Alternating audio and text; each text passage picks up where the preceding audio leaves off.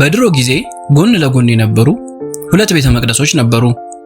የእነዚህ የሁለት ቤተ መቅደስ አገልጋይ ካህናት በአጋጣሚ በመካከላቸው ጸብ ተፈጥሮ አይነጋገሩም። ሁለቱም የቤተ መቅደስ አገልጋዮች ሁለት የሚላላኩላቸው ትንንሽ ልጆች ነበሯቸው። ከገበያ አትክልቱን፣ ፍራፍሬውን፣ ሌላው እንዲገዙ የሚልኳቸው እነዚህን ልጆች ነበር። እናም ካህናቱ ተጣልተው የለ እርስ በርስ አይነጋገሩም አይደል?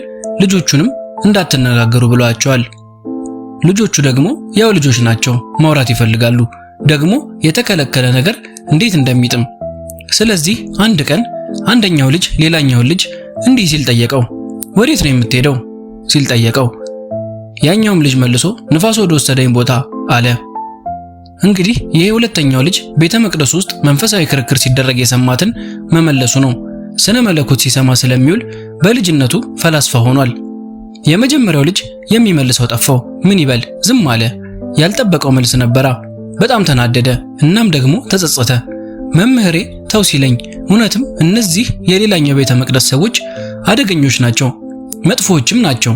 እኔ ወዴት ነው የምትሄደው ብዬ ቀላል ጥያቄ በጠይቀው እሱ የተራቀቀ ፍልስፍና ይመልስልኛል እያለ በንዴት በጣም ተብሰከሰከ። ልጁ ወደ ቤተ መቅደሱ ተመልሶ ትእዛዞትን አፍርሼ አጥፍቻለሁ መምህር ሆይ ሲል አለ። እናም የሆነውን ሁሉ እንደዚህ ነገራቸው። ኦ ይሄም አይሆንም አለ መምህሩ በንዴት። ማሸነፍ አለብህ፣ እንዳሳፈረህ ማሳፈር አለብህ። መቼም ቢሆን ከእርሱ ጋር በክርክር ተሸንፈን አናውቅም አንድም ጊዜ። ስለዚህም ነገ እዛው ቦታ ተጠብቀውና ወዴት ነው የምትሄደው ትለዋለህ። እንደ ልማዱ ንፋስ ወደ ወሰደኝ ቦታ ሲል ንፋሱ ባይነፍስስ ምን ታመጣለህ ብለህ ታፈጥጠዋለህ። ልጁም በጣም ተደሰተ። ነግቶ ብድሬን በመለስኩ ብሎ እንቅልፍ ባይኑ ሳይዞር አደረ። ሌሊቱን ሙሉ እንዴት ብሎ እንደሚጠይቀውና እንደሚያሳፍረው ያጠናትን ሲደጋግም አደረ። በቀጣዩ ቀን ጠዋት መንገድ ላይ ሆኖ ልጁን ይጠብቀው ጀመር። ልጁ ሲመጣ ወዴት ነው የምትሄደው ሲል ጠየቀው። እግሬ ወደ ወሰደኝ ቦታ ሲል መለሰ ልጁ። ያልተጠበቀ መልስ የሰማው ልጅም የሚመልሰውን አጥቶ እንደ ሞኝ ፈዞ ቀረ። ምክንያቱም ያጠናት መልስ አሁን ለዚህ ጥያቄ አትሰራማ። ምን አይነት መጥፎ ሰዎች ናቸው ግን እነዚህ የዛኛው ቤተ መቅደስ ሰዎች አለ ልጁ በንዴት። ወደ ቤተ መቅደስ ተመልሶ ለመምህሩ የሆነውን ሁሉ ነገረው። ችግር የለውም፣ የፈለገ ቢሆን ማሸነፍ አለብን። እርግጥ እነሱ መሰሪዎች ናቸው፣ ቢሆንም በክርክር ተሸንፈን አናውቅም እኛ። ስለዚህ መሸነፍ የለብህም። ነገ እዛው ቦታ ተጠብቀውና ወዴት ነው የምትሄደው ትለዋለህ።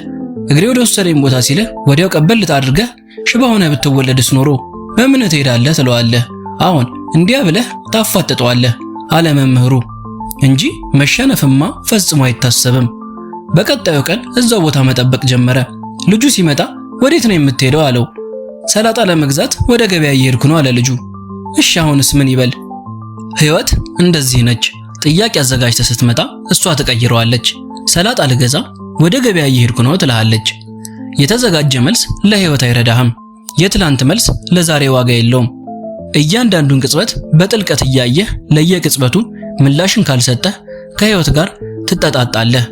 ቅጽበት በቅጽበት ኑር። የትላንት መረጃና ዕውቀት የዛሬ ሁነትን እንዳታይ እንዳይከለክልህ ተጠንቀቅ። ቅጽበት በቅጽበት መኖርን ልመድ።